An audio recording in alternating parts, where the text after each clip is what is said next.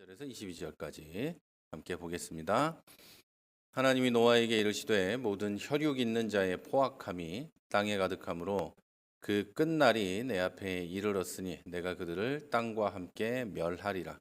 너는 고페르 나무로 너를 위하여 방주를 만들되 그 안에 칸들을 막고 역청을 그 밖에 칠하라.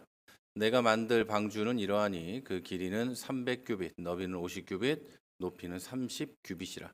거기에 창을 내되 위에서부터 한 규빗에 내고 그 문은 옆으로 내고 상중하 3층으로 할지니라. 내가 홍수를 땅에 일으켜 무릇 생명의 기운이 있는 모든 육체를 천하에서 멸절하리니 땅에 있는 것들이 다 죽으리라. 그러나 너와는 내가 내 언약을 세우리니 너는 내 아들들과 내 아내와 내 며느리들과 함께 그 방주로 들어가고 혈육 있는 모든 생물을 너는 각기 암수 한 쌍씩 방주로 이끌어들여 너와 함께 생명을 보존하게 하되 새가 그 종류대로 가축이 그 종류대로 땅에 기는 모든 것이 그 종류대로 각기 둘씩 네 개로 나아오리니 그 생명을 보존하게 하라. 너는 먹을 모든 양식을 네 개로 가져다가 저축하라. 이것이 너와 그들의 먹을 것이 되리라. 노아가 그와 같이 하여 하나님이 자기에게 명하신 대로 다 준행하였더라. 아멘. 잠깐만요. 오늘 우리가 이 배우는 제목을 한번 보겠습니다. 성경 365의 창세기 부분의 네 번째, 다섯 번째 주차를 한 번에 배우는데요. 먼저 심판과 구원의 이야기, 하나님의 은혜와 신실하심에 대해서 배우고 그다음 21과에서 25과까지는 아브라함과 하나님의 언약 구속사의 여정에 관해서 오늘 한 번에 배우도록 하겠습니다. 먼저 제가 우리 유튜브에다가 제가 그 라이브로 지금 방송을 하고 있잖아요. 요거를 공개로 안 해놔가지고 이거 일단 공개로 하고 자 이제 같이 공개로 바꾸니까 갑자기 뭐가 바뀌었네요. 예, 같이 공부할 수 있도록 하겠습니다. 네, 제가 원고를 네, 16에서 20단원까지 16에서 20단원까지 이렇게 보도록 하겠습니다. 심판과 구원의 이야기예요. 이 부분은 첫 번째 부분은 방주의 건설과 또 하나님의 구체적인 계획, 방주 건설과 하나님의 구체적인 계획 부분을 먼저 공부할 수 있도록 하겠습니다. 자, 하나님은요, 노아에게 방주를 만들라고 합니다. 그러면서 세부적으로 이렇게 구체적으로 만들어라 이렇게 말씀을 해 주십니다. 자, 방주는 인간의 죄로 인한 임박한 심판에서의 구원을 상징하고 방주의 크기, 모양, 재료까지 하나님께서 세세하게 지시하셔서 만들었습니다. 세세하게 하나님이 지시하셔서 만들었어요. 그래서 이런 하나님의 섬세한 계획은 구원이라는 것이 우연이 아니라 하나님의 철저한 의도와 섭리 속에서 이루어졌다는 것을 우리에게 보여주고 있습니다. 이제 오늘날 우리에게 이 방주는 예수 그리스도를 예표하고요. 우리가 이 죄의 심판에서 구원받기 위해서 의지해야 할 유일한 길이라는 것을 보여줍니다. 예수님이 우리의 유일한 방주라는 것을 보여줘요. 그리고 예수님이 2000년 전에 세상에 오신 것도 그냥 예수님이 오고 싶어서 오거나 하나님이 뭐 이때쯤 뭐 보낼까? 그런 게 아니라 모두 다 하나님이 섬세하게 계획하셔서 세상에 예수님이 오셨고 예수님은 그 계획대로 세상에 오시고서 예수님이 십자가에 달려 죽으실 때까지 사역을 하시고 십자가에 달려 죽으시고 부활하셨다. 그리고 승천하셨다. 이런 것을 이 방주 건설과 또 하나님의 구체적 계획을 통해서 여러분은 또 배울 수 있어야 합니다.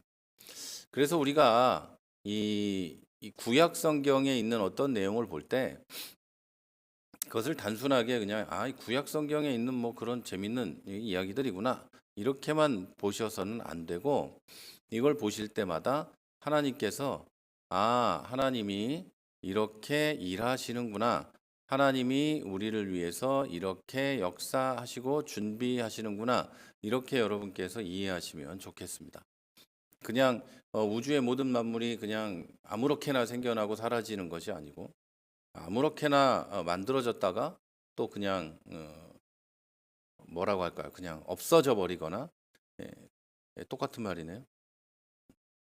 제가 이 코감기 때문에 약을 계속 먹었더니 정신이 하나도 없는 경향이 약간 있습니다. 그러니까 여러분 조금만 이해를 해주시면 고맙겠습니다. 지금 점점 정신은 돌아오고 있어요. 그러니까 조금만 이해를 해주시면, 제가 이 강의하면 오늘 그 말씀 요거 하면서 코 훌쩍 안 거리려고 정확히 이제 예정된 시간에 딱 먹었거든요. 그랬더니 약간 그런 면이 있습니다. 그러니까 조금만 이해해 주시면 정신이 돌아올 것 같아요. 계산을 잘못한 것 같아요. 자, 그리고 그 다음 부분을 한번 보겠습니다.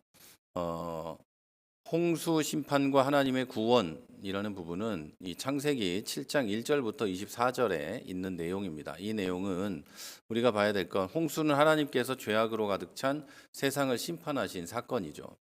하나님의 공의와 거룩함을 드러내는 사건이 바로 홍수였습니다. 하나님의 분노, 하나님의 진노가 인간을 쓸어버린다 이런 게 아니라 하나님의 공의로움과 하나님의 거룩함이 이렇게 하실 수밖에 없었다라는 것을 이 홍수는 보여주는 거예요. 땅 위의 모든 생물은 멸절돼 버렸지만 노아와 그의 가족 그리고 방주에 들어간 생물들은 구원을 받았고, 그 생물들 그리고 노아의 가족들로 인해서 지금까지 또 인류와 이 땅의 생물들이 보존되어 오고 있습니다. 특히 방주의 문을 닫으신 분은 누구실까? 방주의 문을 닫으신 분은 하나님이십니다. 하나님이 방주의 문을 닫으셨다는 것은 더 이상 이 방주 안으로 들어올 사람도 없다, 들어올 존재도 없다는 것을 뜻하고, 이것은 구원이 전적으로 하나님의 주권 아래에 있다는 것을 상징하는 겁니다. 방주의 문은 노아가 그냥 닫은 게 아니에요. 하나님이 방주의 문을 닫은 거죠. 그리고 노아는 하나님의 말씀을 신뢰하고 방주에 들어가면서 심판을 피할 수가 있었습니다. 자, 이것은 우리가 하나님의 인도하심에 전적으로 의지하고 구원을 위해서는 하나님만 붙잡아야 한다는 것을 우리에게 가르쳐 주는 것이죠. 자, 홍수는 심판의 사건일 뿐만 아니라 새로운 시작과 하나님의 은혜를 보여주는, 새로운 시작과 하나님의 은혜를 보여주는 중요한 구속사적인 전환점이라고 할 수 있겠습니다. 자, 그리고 이제 8장으로 넘어가서 8장 1절부터 19절에 보면 이제 물이 줄어들고 새로운 시작을, 이제 홍수가 끝나고 새로운 시작을 준비하는 모습들이 나옵니다. 자, 하나님은 심판 중에도 노아와 방주 안의 생물들을 기억하셨고 바람을 보내서 물을 줄어들게 하셨습니다. 자, 방주는 아라랏산에 멈췄고 노아는 까마귀와 비둘기를 보내서 땅의 상태를 확인하며 하나님의 타이밍을 기다렸습니다. 요즘 이제 많이 쓰는 말로 하나님의 때를 기다렸다는 거죠. 자, 노아는 이제 비가 그쳤다, 이제 이 정도면은 나갈 수 있겠다 해서 방주를 떠나지 않고 하나님의 명령을 기다립니다. 그리고 하나님의 때, 이것을 기다린 것이죠. 이것은 믿음과 기다림의 중요성을 가르쳐 줍니다. 우리의 삶에서도 하나님의 인도하심과 때를 기다리는 신뢰는 꼭 필요합니다. 내가 마음이 조급할 때가 많이 있어요. 특히 이제 여러분도 그러시겠지만 이 목사로서 이렇게 목회라는 걸 하다 보면, 특별히 이렇게 개척교회, 교회 작은 이렇게 교회를 시작해서 공간을 얻어놓고 이렇게 일을 하다 보면 이 사람이 급해질 때가 있어요. 마음이 막 급한 거예요. 그래서 뭘 해볼까, 어쩌면 좋을까, 저러면 좋을까, 막 이렇게 애를 쓸 때가 있다는 거죠. 자, 마음속으로도 조바심이 나고 육체적으로도 실제로 몸을 움직이면서 막 조바심을 낸다는 거예요. 자, 그러면 이제 이 성도들도 여러분들도 같이 조바심이 나고 이것이 하나의 시너지가 돼서 좋은 결과를 내면 좋겠는데 그런 결과를 내는 경우가 거의 없어요. 거의 조바심 때문에 무너지게 돼 버려요. 하나님의 명령, 하나님의 때를 기다리면서 움직이고 하나님이 무엇을 하실지를 애써서 뭐 기다리면서 막 참으면서 있으면 하나님이 언젠간 일을 하십니다. 교회도 반드시 성장의 때가 있어요. 그때가 되면 나도 예상치 못했는데 이래도 되나? 이런 일들이 이제 점점 일어나게 된단 말이에요. 자, 그런데 그때 보통은 예상하지 못한 일들이 일어나게 되고 목사도 그렇고 이제 성도들도 그렇고 여러분도 그렇고 아무런 준비도 없이 교회가 부흥될 때가 있어요. 예상하지 못했다는 거죠. 그런 것처럼 여러분, 그러면 그때 이제 그동안에 우리가 해왔던 수고와 열정과 기도의 열매가 맺어지기 시작하는 거죠. 자, 여러분, 믿음과 기다림은 이 믿음으로 기다리는 것은 이렇게 중요한 겁니다. 자, 우리의 삶에서도 하나님의 인도하심과 때를 기다리는 것은 믿음으로 하는 거거든요. 그 믿음이 필요합니다. 자, 새로운 땅에서 노아와 노아의 가족은 하나님의 계획에 따라 창조의 질서를 회복하며 새롭게 시작하게 됩니다. 자, 그리고 8장 20절에서 9장 17절까지의 부분을 보면 감사의 제사와 하나님의 언약이 이곳에 기록되어 있습니다. 홍수가 끝난 뒤에 자, 노아는 방주에서 나오자마자 하나님께 감사와 경외의 제사를 드렸습니다. 하나님은 노아의 제사를 기쁘게 받으시고 다시는 홍수로 땅을 멸하지 않겠다는 언약을 세우셨습니다. 다시는 사람을, 다시는 이 땅의 죄악을 홍수로는 멸하지 않겠다는 언약을 세우셨죠. 그리고 무지개는 이 언약의 증표입니다. 하나님의 자비와 신실하심을 상징한 것이죠.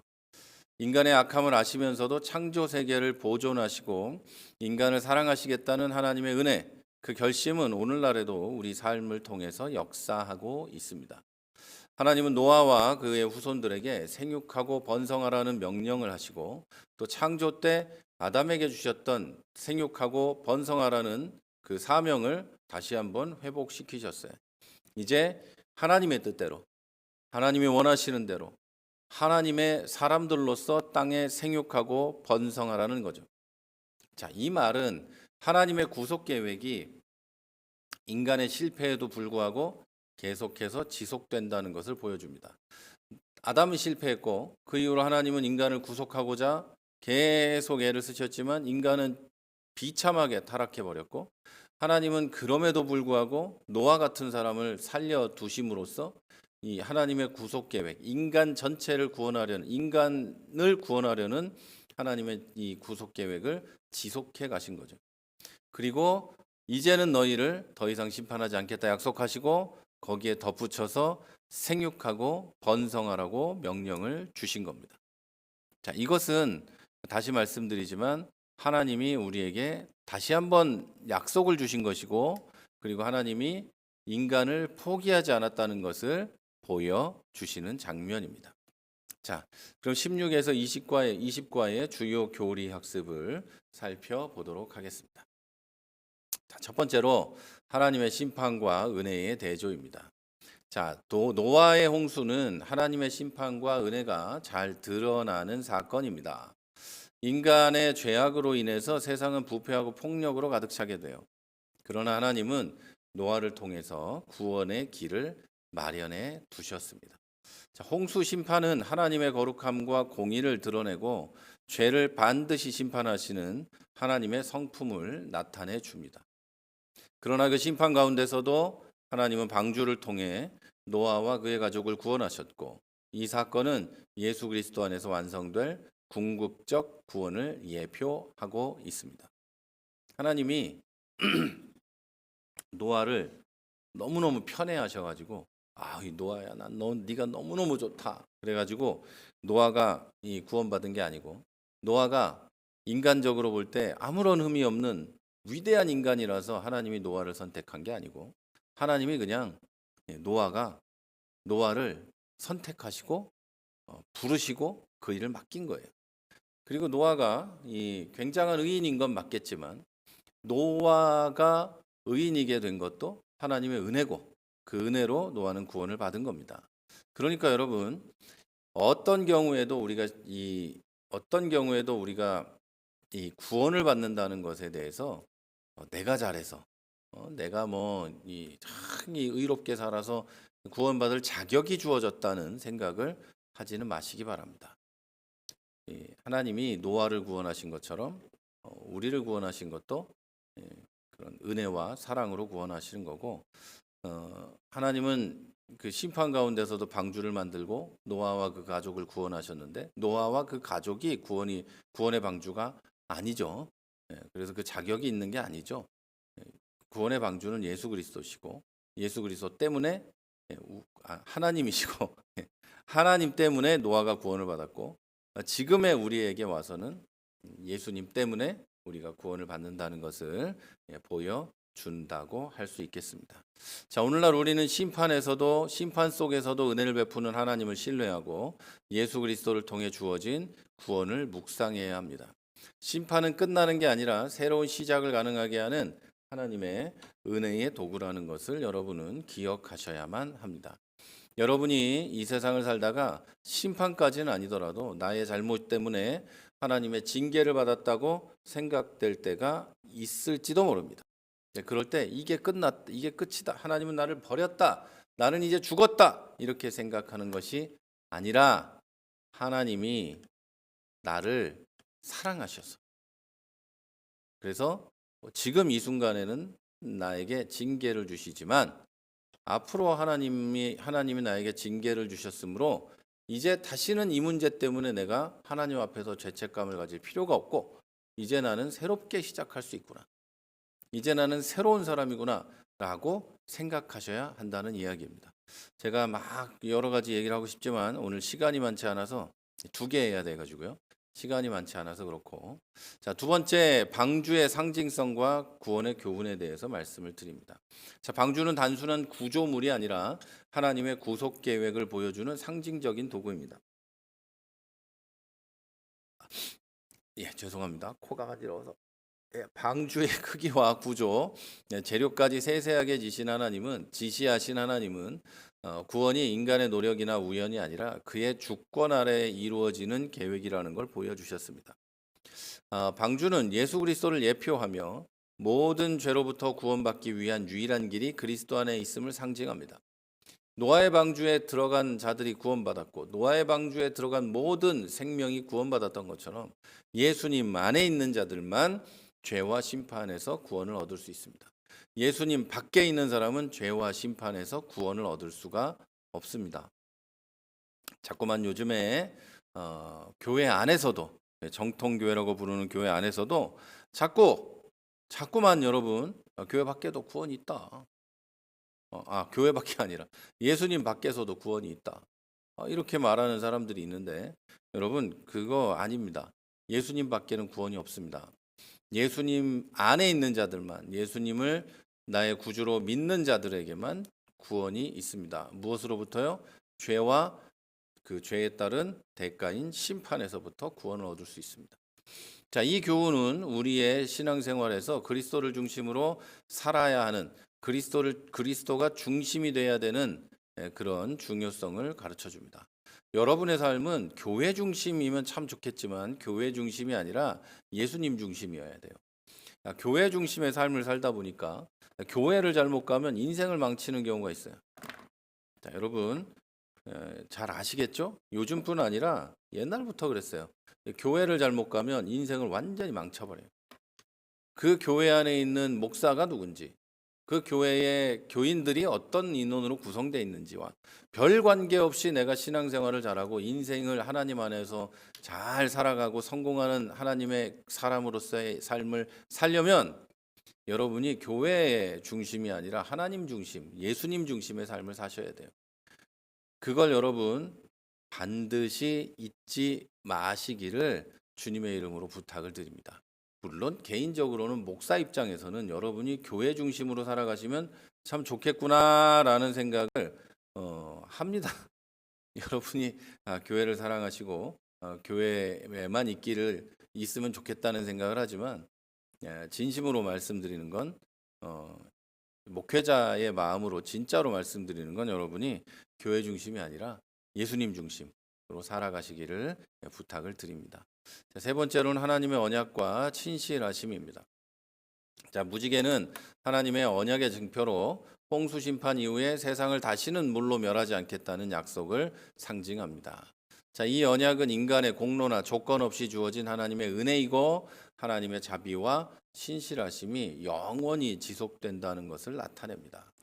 자, 무지개는 단순한 자연 현상이 아니라 하나님의 구속사적 약속을 상징합니다.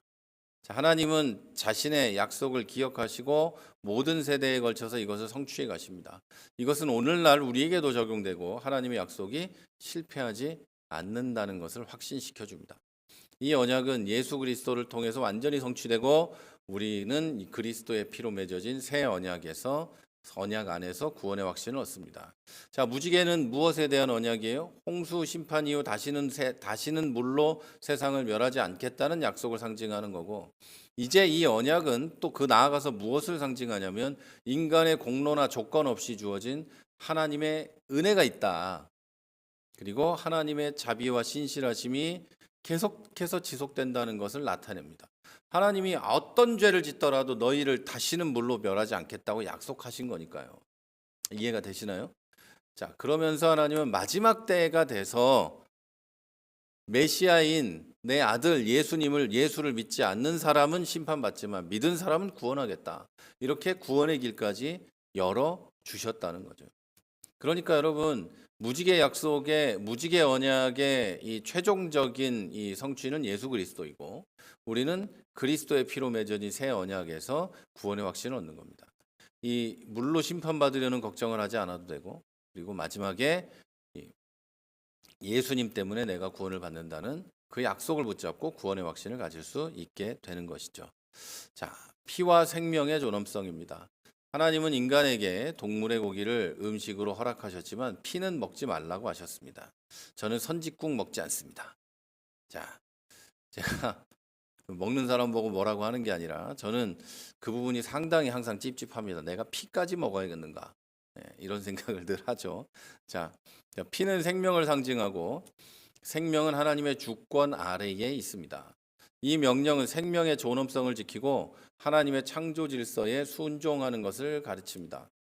특히 다른 사람의 피를 흘리면 그 사람의 피도 흘릴 것이라, 이 말씀은 인간이 하나님의 형태로 창조되었기 때문에 생명을 해치는 행위는 곧 창조주에 대한 도전이라는 것을 보여줍니다.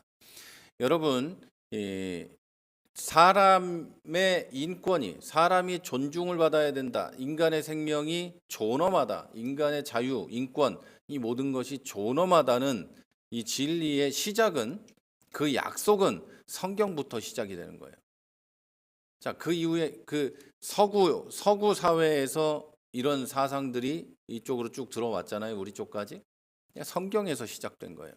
그런데 기독교가 사람의 존엄성이나 인간의 자유와 이런 것들을 부정하고 다른 말을 한다는 건 그 사람이 기독교인이 아니라는 거예요. 자, 기독교인은 모든 인간을 존중하고 모든 사람을 인정하고 모든 사람이 차별받지 않아야 된다고 믿는 사람들입니다. 이게 기독교예요. 여기서 다른 말을 한다. 그 사람은 기독교인이 아닙니다. 그 사람은 자기가 교회를 다닌다고 말할 수는 있지만 그 사람이 기독교인이다, 이렇게 명확하게 얘기할 수는 없겠습니다. 자, 그래서 여러분, 오늘날 우리는 모든 생명을 존중하고 하나님의 주권을 인정하는 삶을 살아야 합니다.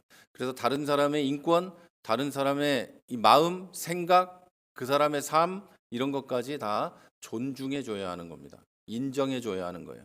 여러분, 죄를 지으면 지옥에 간다는 것과 다른 표현으로 하죠. 예수님을 믿지 않으면 심판을 받고 결국에는 지옥에 갈 수밖에 없다는 말하고, 너는 그 죄 때문에 지옥 갈 거야 라는 말하고는 다른 거예요, 여러분. 다른 거예요. 저 사람이 죄를 짓고 굉장히 나쁜 사람이에요. 그렇다 해도 기독교인은 하나님은 저 사람을 사랑하실 수도 있다. 하나님도 포기하지 않은 저 사람을 우리도 포기하지 않는다. 이게 이 기독교인의 마음인 거예요. 무슨 말인지 이해가 되시죠? 기독교인은 상대방의 사상과 상대방의 생각과 그동안의 삶이 어떠했든 그 사람을 지옥갈 인간이라고 말하는 건 아닙니다. 네, 여러분, 기독교인은 그렇다는 거예요. 그래서 그 사람이 동성애자가 됐든 그 사람이 살인자가 됐든 또는 뭐 고귀한 어떤 분이 됐든 타종교인이 됐든 그 사람을 미워하고 혐오하는 게 아니라 그 사람의 생명과 그 사람의 사상을 존중하고 인정해 주는 거, 인정한다고 내가 받아들이는 건 아니거든요, 여러분. 이걸 명확하게 생각하셔야 돼요. 이걸 구분하셔야 돼요. 내가 그 사람이 그러는 걸 인정한다.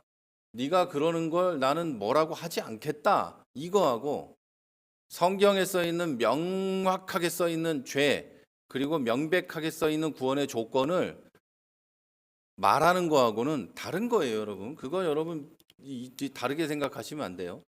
저는 스님이 됐든 뭐 타종교인이 됐든 다 뭐 인정합니다.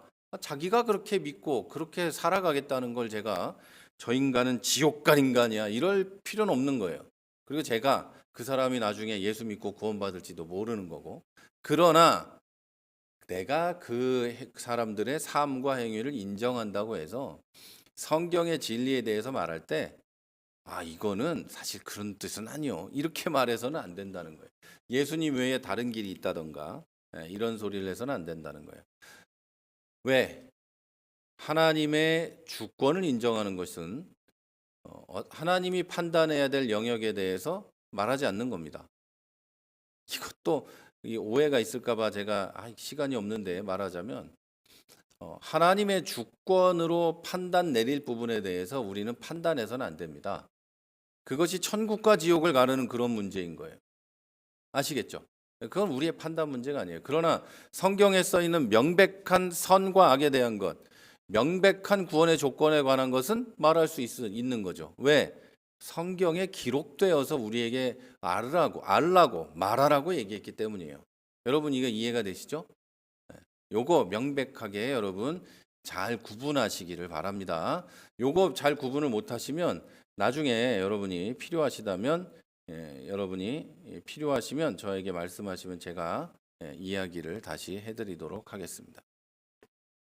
자, 그래서 오늘날 우리는 모든 생명을 존중하고 하나님의 주권을 인정하는 삶을 살아야 합니다. 피와 생명에 대한 하나님의 명령은 우리에게 생명의 창조주를 기억하고 경외하는 태도를 가르쳐 줍니다. 자, 그리고 경건한 삶의 본질과 순종에 대해서 말씀드리면, 자, 노아는 하나님의 말씀에 온전히 순종하며 방주를 건설하고 가족과 동물을 방주로 인도했습니다. 순종은 믿음의 본질을 보여줘요. 믿음이 정말 좋다고 말을 하는데 나는 뭐 교회를 몇 년을 다녔고 뭐 내 직분은 목사고 뭐 하는데 순종은 안 해요. 하나님 말씀을 들어도 그만, 안 들어도 그만, 읽어도 그만, 안 읽어도 그만 똑같아요. 변함이 없어요. 그러면 그 사람은 믿음이 없는 겁니다. 자, 믿음이 있는 사람은 그 본질상 겉으로 순종하는 모습이 보이게 됩니다. 이거 오해하시면 안 되는 게 목사에게 순종하라는 게 아닙니다. 하나님 말씀을 따라야 한다는 걸 저는 이야기하는 겁니다. 특히 노아는 방주를 떠날 때도 하나님의 명령을 기다리며 조급하게 행동하지 않았습니다. 자, 이것은 경건한 삶이 단순히 행동의 변화에 그치는 게 아니라 하나님의 뜻을 신뢰하며 그의 타이밍에 하나님의 시간에 맞춰서 순종하는 태도라는 것을 가르쳐 줍니다. 자, 우리의 믿음은 단순한 고백이 아니라 삶의 순종과 헌신으로 드러나야 합니다. 노아의 삶은 오늘날 우리에게 경건과 순종의 본질을 가르쳐주고 하나님의 뜻을 따르는 것이 신앙생활의 중심이라는 것을 상기시켜 줍니다. 자, 창세기 우리가 지지난주에 공부한 16에서 20단원은 홍수 심판과 하나님의 은혜를 중심으로 부속사의 중요한 전환점을 보여줍니다. 인간의 죄로 인해 세상이 부패하고 심판을 당해야만 했지만 하나님은 방주를 통해서 구원의 길을 열어주신 것이죠. 하나님의 심판은 단순한 파괴로 끝나는 게 아니라 새로운 시작과 회복을 위한 하나님의 의도를 담고 있어요. 무지개 언약은 하나님의 자비와 신실하심을 상징하고 하나님의 약속은 오늘날에도 유효합니다. 자, 방주는 예수 그리스도를 통한 구원을 예표하는 것이고 우리는 그리스도 안에서 죄와 심판에서 구원을 받아요. 이것은 하나님의 은혜와 주권 아래서 이루어지고 우리의 공로나 자격과는 무관한 하나님의 선물입니다. 특히 노아의 순종과 경건한 삶은 우리에게 본이 되고 있죠. 자, 그는 하나님의 말씀을 신뢰해서 행동했고 노아의 믿음은 삶에서 순종으로 나타납니다. 자, 오늘날 우리는 노아처럼 하나님의 뜻에 순종하며 경건한 삶을 살아야 됩니다. 자, 이제 이 16에서 20과의 마지막으로 창조 세계와 생명의 존엄성에 대한 하나님의 명령은 우리에게 주어진 책임을 일깨워 줍니다. 생명은 하나님의 주권 아래에 있고 우리는 그분의 창조 질서를 존중하며 살아가야 합니다. 자, 여러분, 우리는 하나님의 심판과 은혜 그리고 경건한 삶의 중요성을 깨닫고 순종하는 삶의 중요성을 깨닫고 우리의 삶 속에 하나님의 구원을 드러내는 그리고 하나님 예수 그리스도의 향기를 나타내는 성도들이 되어야 할 줄로 믿습니다. 자, 이제 21에서 25과 부분을 공부하도록 하겠습니다. 참 재밌는 얘기들이 많이 있지만 지금 시간이 없는 관계로 빨리빨리 진행을 해가도록 하겠습니다. 21에서 25단원에는 아브라함과 하나님의 언약, 구속사의 여정이라는 제목을 붙여봤습니다. 9장 18절에서 12장 9절까지의 내용인데요. 첫 번째 부분에는 이 노아의 후손과 하나님의 주권적인 역사가 기록되어 있습니다. 노아의 세 아들은 누구죠? 셈과 함과 야벳입니다. 저는 솔직히 말씀드려서 전도사 때부터 교육 전도사 있잖아요. 교육 전도사 때부터 주일학교 아이들이 좀 많이 있었어요. 주일학교 이 전도사 때부터 주일학교 아이들의 이름을 다 기억을 못했어요. 어떤 때는 주일학교 애들이 한 100여 명 되면 그 각 반의 선생님 이름만 기억을 했어요. 그러니까 이 말씀을 왜 드리냐면 저 성경이 목사인데 제가 왜 여러분 잘 이해를 못하는 목사님들도 계시던데 제가 왜 원고 이 성경 공부가 됐든 뭐 설교가 됐든 원고를 쓸 때 여러분이 보는 거하고 제가 따로 이제 목회자용 강의용을 따로 만들고 뭐 이렇게 하고 또 설교도 토시 하나까지 이렇게 다 원고를 쓰거든요. 저는 그렇게 하는 거에 대해서 왜 그러냐 이런 분들이 있어요. 그렇게 대충 이렇게 큰 것만 적어가지고 해도 되고 이 성도들이 보는 그런 이 성경 공부하는 여러분 지금 가지고 계신 그 교재로 그냥 해도 충분히 할 수 있지 않냐 이런 말씀을 하시는 분들이 있는데 저는 못합니다. 왜냐하면 저는 사실 이름을 기억하지 못합니다. 첫째. 그런데 유일하게 진짜 잘 기억하는 건 셈, 함, 야벳 이 세 명인데요. 정말로 저는 이름을 기억을 못합니다. 그래서 예수님의 12제자 여러분도 소망을 가지시라고 말씀드리면 저 잘 못 외웁니다. 주일학교 때는 달달달달 외운 것 같고 그런데 지금 갑자기 물어보면 못 적을 수도 있어요. 정말로 못 외워요. 성경을 많이 읽고 뭘 해도 그걸 잘 못해요. 그런데 셈, 함, 야벳 이게 나와서 지금 말씀을 드리고 제가 굳이 이렇게 따로 목회자용 교재를 만들어 가지고 이렇게 강의를 하고 해야 되는 이유는 이름도 못 외울 뿐만 아니라 잊어버립니다. 그래서 여러분에게 꼭 말씀드려야 되는 것들, 꼭 이야기해야 되는 내용들을 다 빠지지 않고 토시까지 적어 놓는 거예요. 그리고까지 적어 놓습니다. 그리고 나서 설교 시간이나 강의 시간에 그대로 읽다가 떠오르는 빼먹었구나 이건 더 하는 게 좋겠구나 하는 것을 따로 또 이야기를 하고 있는 겁니다. 그리고 여러분이 이제 앞에 계실 때 설교 시간에 약간 지루해 보이는데 그럼 뭐 재밌는 얘기가 떠오르면 또 하고 그러는 겁니다. 그래서 제가 막 뭘 많이 쓰고 싶어하고 내용을 많이 하고 싶어서 이 목회자용 따로 만들고 어린이용 따로 만들고 어른용 따로 만들고 하는 게 절대 아닙니다. 제가 이거를 따로 만들지 않으면 저는 이거를 뭘 해 나가기가 어렵기 때문에 따로 만들고 있는 겁니다.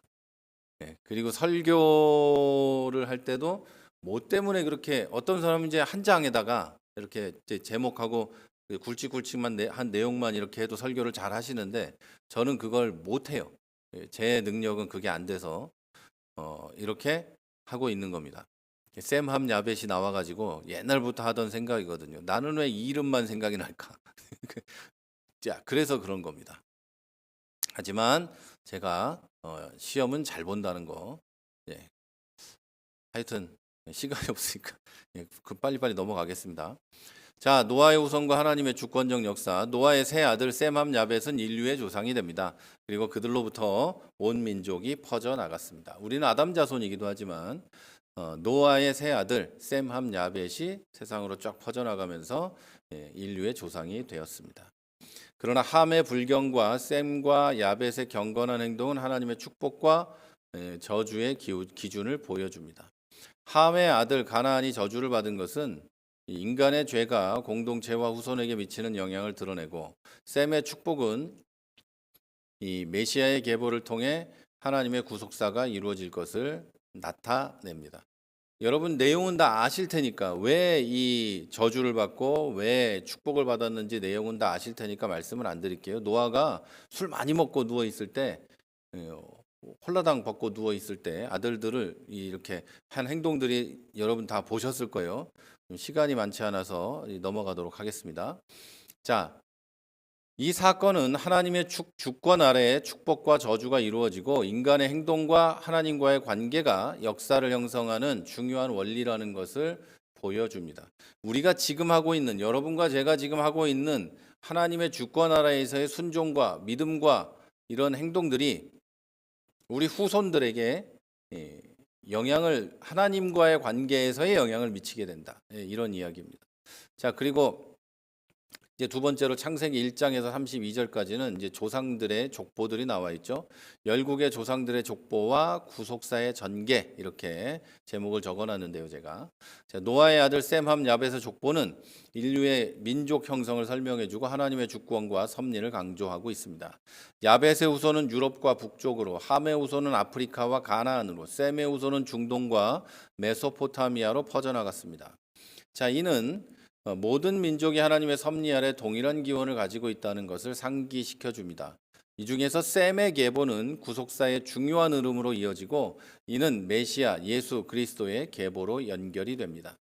족보를 통해서 우리는 하나님의 주권적 역사와 그의 구속 계획이 어떻게 세대를 통해 진행되는지를 확인할 수 있습니다. 자, 세 번째로 창세기 11장 1절부터 나오는 내용인데요. 바벨탑과 인간의 교만에 대한 심판입니다. 바벨탑, 이 사건은 인간이 하나님의 명령을 거역하며 자신의 이름을 높이려는 교만의 대표적인 사례입니다. 여러분, 이게 왜 교만인지 잘 아셔야 돼요. 사람들은 하나님의 생육하고 번성하여 땅에 충만하라는 명령을 거부하고, 그렇죠? 스스로 한 곳에 모여서 높이 위로 올라가려고 그랬어요. 그냥 높이 올라가려고만 한 게 아니라 하나님 하늘 끝까지 다 보자 해보려고 한 거예요. 하나님의 영광에 도달해 보자, 이렇게 생각을 했던 것이죠. 온 세상에 생육하고 번성하여 흩어지라는 명령을 어기고 한 곳에 모여서 하나님께 도전한 것이죠. 하나님은 이들의 교만을 심판하고 언어를 혼잡하게 하셨고, 결국 사람들은 흩어져서 각 민족과 각 언어를 형성하게 됩니다. 이 사건은 인간의 교만이 하나님의 뜻을 결코 방해할 수 없다는 것을 보여주고 하나님의 주권과 심판을 강조해 줍니다.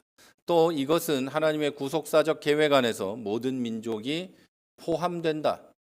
하나님의 구속사적 계획에는 모든 민족이 포함된다는 것을 보여주고 있습니다. 이제 11장 10절에서 32절까지는 셈의 계보와 아브라함을 부르는 장면이 나옵니다. 셈의 계보는 하나님의 구속사가 개인적인 부르심으로 전환되는 이제 중요한 흐름을 보여줍니다.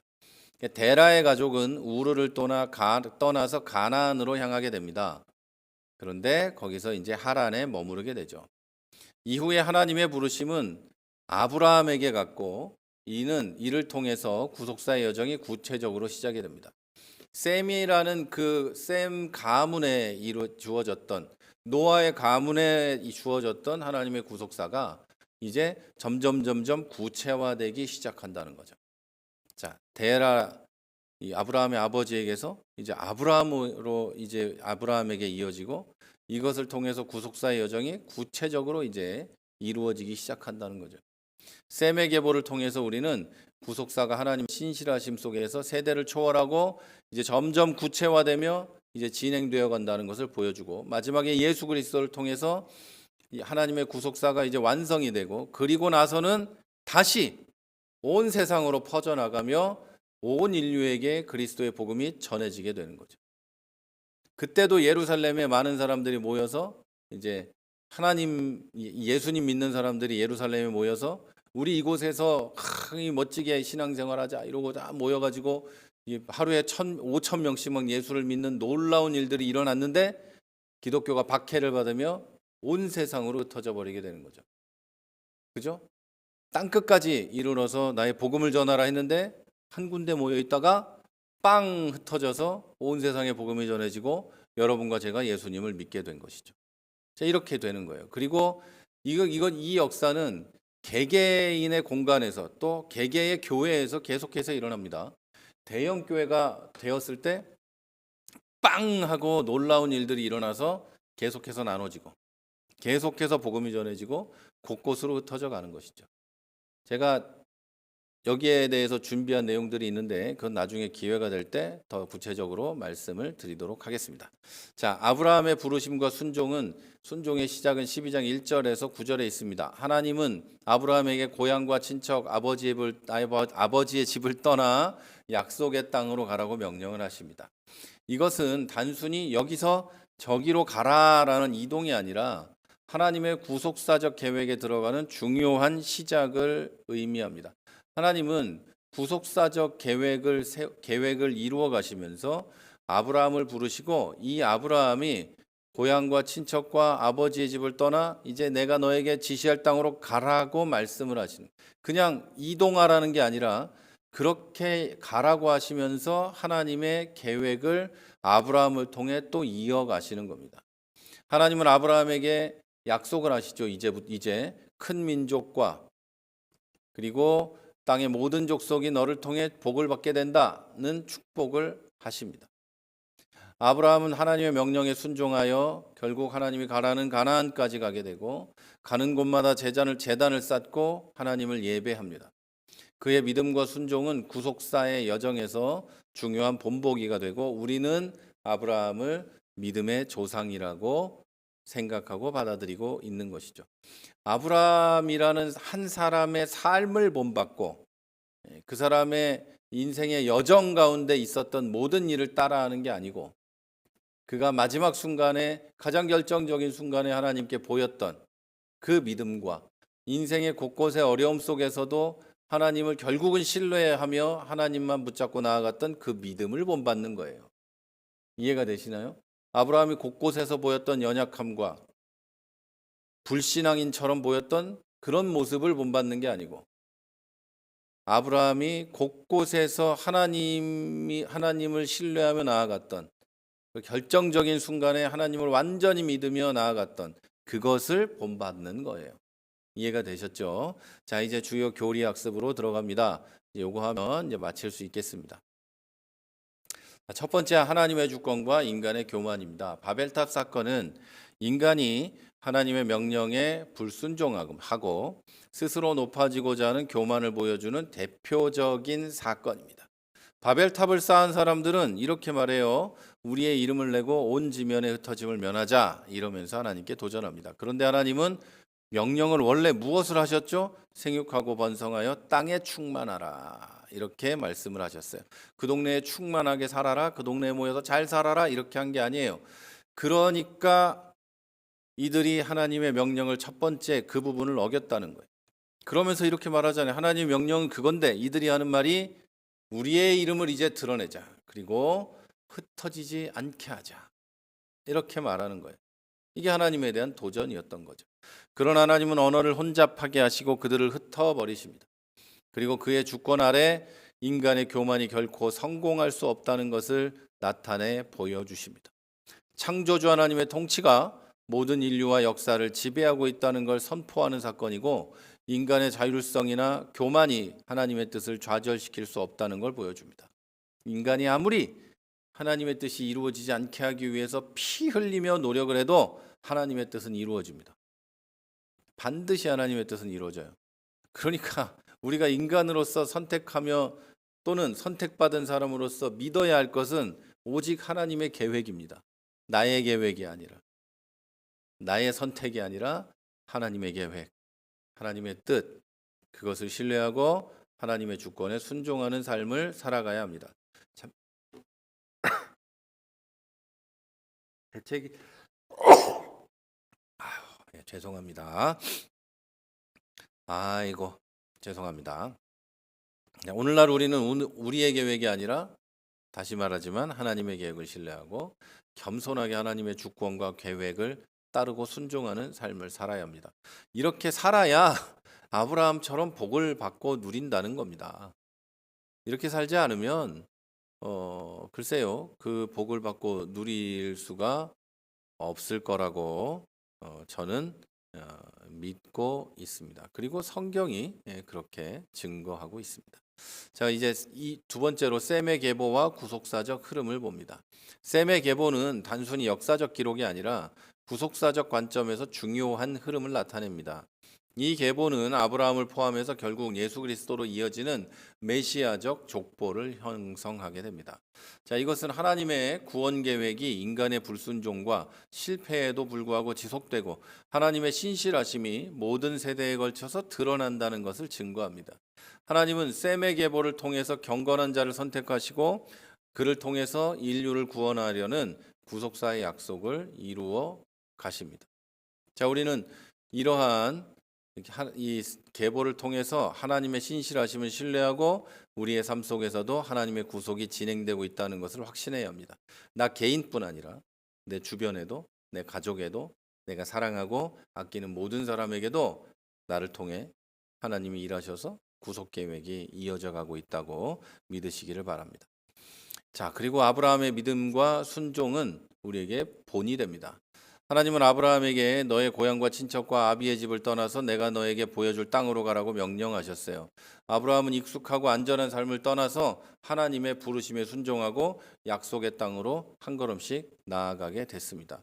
약속의 땅이 어딘지 아브라함이 알았을까요? 몰랐죠. 몰랐어요. 물론 아브라함이 맨 최초에 살던 곳은 가야 될 곳이 그쪽밖에 없었어요. 그 당시에 이 지리적 상황을 봤을 때 그쪽밖에 없었어요. 바다로 갈 수는 없었으니까.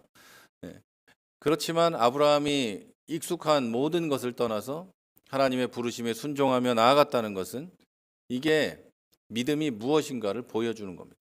믿음은 여러분 단순히 감정적인 확신이 아닙니다. 행동과 순종으로 드러나는 것이 바로 믿음이에요.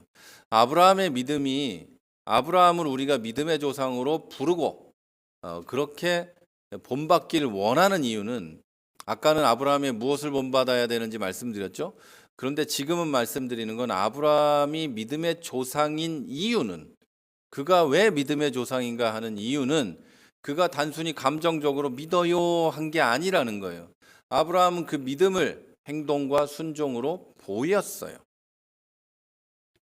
아브라함에게 하나님이 100세에 얻은 아들 이삭을 제물로 바치라고 할 때 아브라함은 네 하나님 믿어요.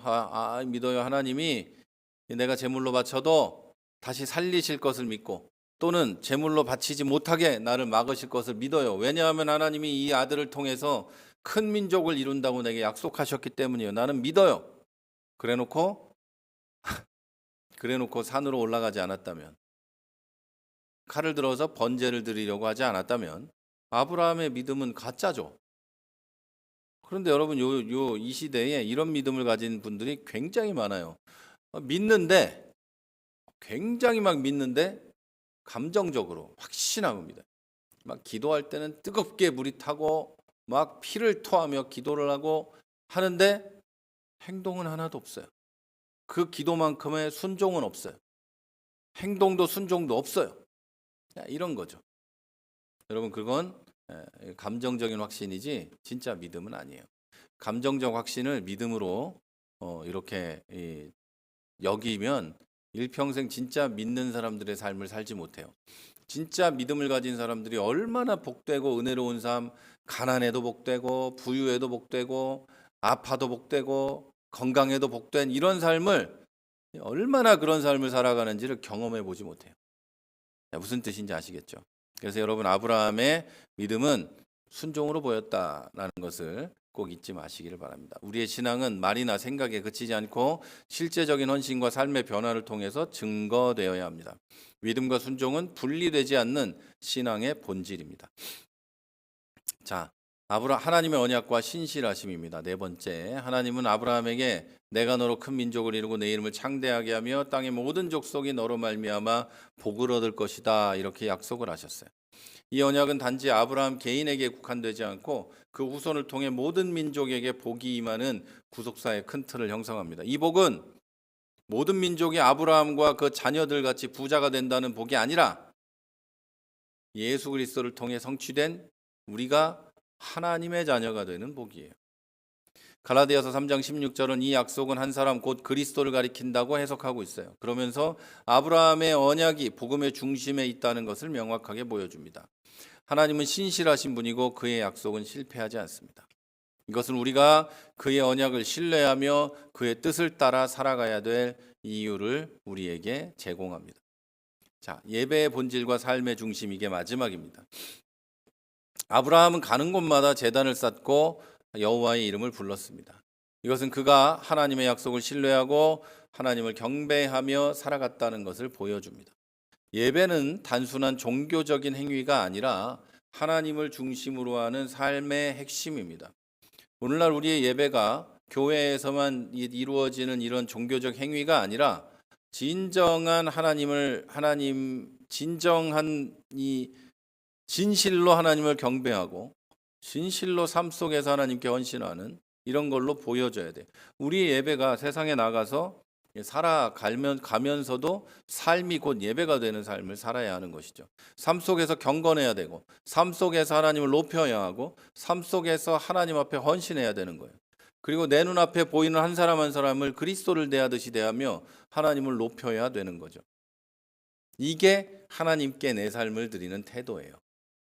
맨날 눈물을 흘리며 기도하고 해야 돼요. 그거 하지 말라는 게 아니에요. 그게 다가 아니라는 거예요. 그 기도한 거, 그 말씀 읽은 거, 지금 말씀 배운 거, 이게 삶 속에서 진실로 하나님께 삶을 드리는 것으로 드러나야 된다는 거죠.